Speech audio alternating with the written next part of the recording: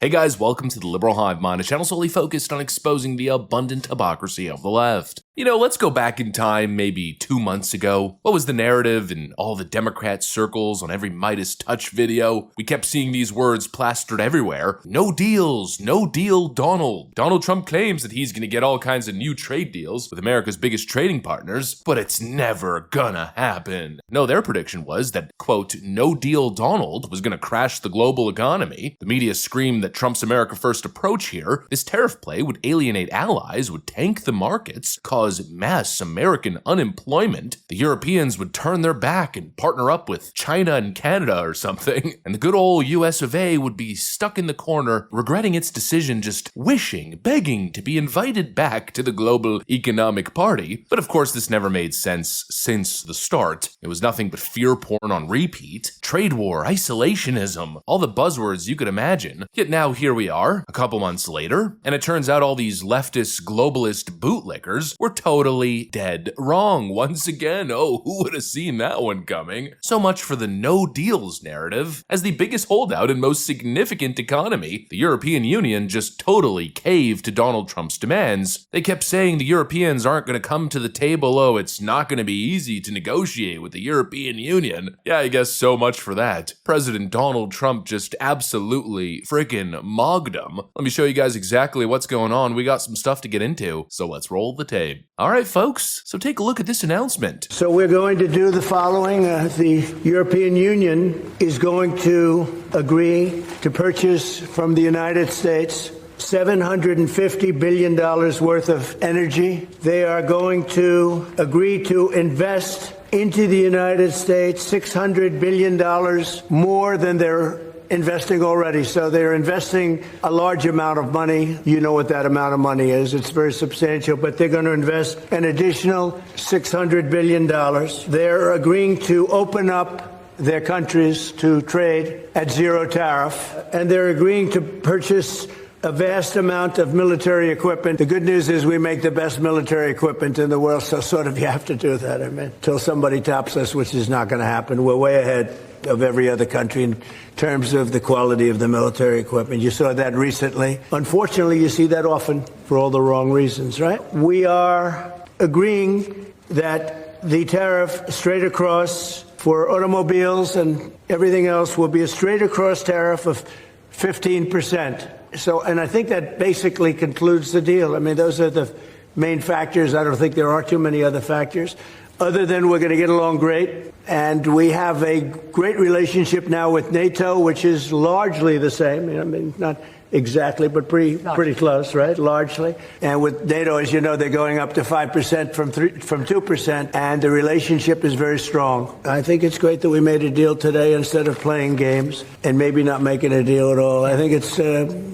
I'm going to let you say, but I think it's the biggest deal ever made. Thank you very much. So the timing here is actually not all that surprising. After sealing an enormous deal with Japan, one that brought over $550 billion in investment, and of course had both stock markets surging, well, clearly the globalist elites started panicking. The European Union probably realized that they couldn't hold out anymore, as more and more allies caved to Trump's demands. And so before things got worse for them, they realized they have absolutely no leverage in these discussions, and they're basically at Donald Trump's mercy. And now, despite all their bluffing, all the public tantrums and smug lectures, here they come crawling back, begging for a deal. And the end result is massive. In fact, the end result is bigger than initial expectation, and that basically shows you that the Europeans were just left to capitulate. You know, they probably would have got a better deal if they negotiated in good faith 2 months ago, but instead, here we are, a $750 billion energy deal with the United States, a massive investment package, zero tariff commitments, and even a boost in American military exports. After all the chest pumping, they bent the frickin' knee. And the energy component alone is what's most staggering. The European Union will now purchase $750 billion worth of energy, and that's obviously a direct attack on Russian energy leverage and a complete reversal on their green-fueled fantasy of cutting dependence. And clearly, it's a total win for US production, job creation, and trade balance. Donald Trump saw the deficit with the European Union. He saw how much America was being played, and he demanded a change. And And boy, did he get it. And now on top of that, we got a $600 billion investment boost in the American economy, which again means more jobs, more growth. It means more actual new capital flowing into the United States market. And that's really an important thing because it's money coming in, it's new money coming in, instead of money going out. Enough taking advantage of the American economic miracle. No, now's the time to give a little. And especially on a defense front, after 4 years of the Uniparty paying for your little military endeavors, finally the EU agrees to buy more American military hardware. Basically what Donald Trump is saying is stop freeloading on NATO and actually step up. And what's funny is these are the same leaders that spent the last 10 years mocking Donald Trump, calling him dangerous, saying he didn't understand diplomacy. Yeah, well apparently he understood something that you guys didn't. It's called leverage. And oh boy,